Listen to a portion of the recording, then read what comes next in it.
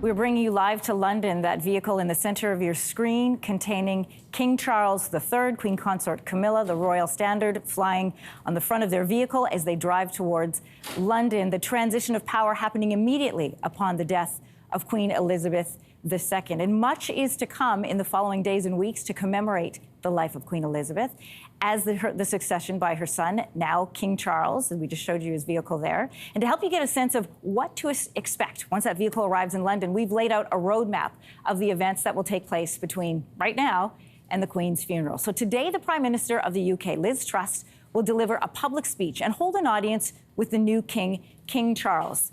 And at 6 p.m. local time, that's 1 p.m. Eastern, King Charles will address the nation and the world in his first televised speech as king. Speaking of Charles, his reign began immediately upon the death of his mother. A group of privy advisors, lords, and other officials known as the Ascension Council, they'll convene at St. James Palace. They will formally recognize the transition and declare Charles the new monarch.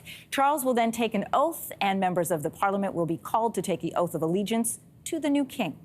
The body of Queen Elizabeth will be moved to Holyrood, her residence in Scotland's capital of Edinburgh, before being transported back to the palace on Tuesday. King Charles will then embark on a tour across the United Kingdom, beginning at the Scottish Parliament in Edinburgh.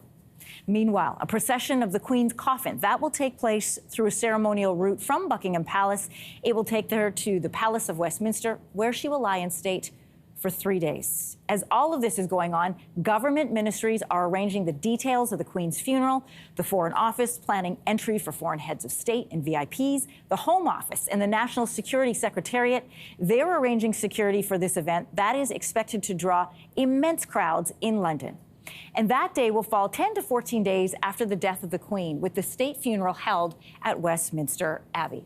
The nation will observe 2 minutes of silence during midday on the day of the funeral, whenever that is chosen, and processions will take place in London and in Windsor.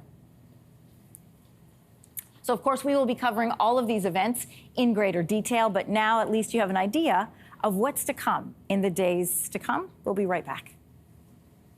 Hey, thanks for watching. If you liked this, be sure to subscribe here, or you can check out more Your Morning videos right here.